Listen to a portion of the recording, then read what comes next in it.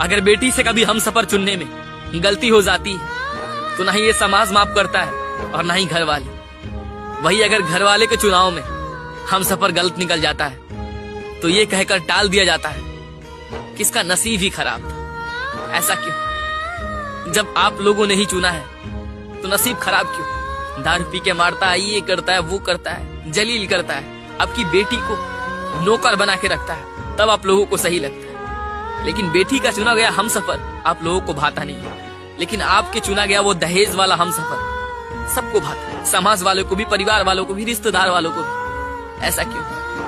एक बेटी को उनके ना जानने वाले जो एक दिन में रिश्ता बनता है उसके साथ विदा कर दिया जाता है, और जो हम सफर जो चुनती है उसको सालों से जानती है उसको रफा दफा कर दिया जाता है। रिश्ता बचाने के लिए रिश्ता बनाना पड़ता है।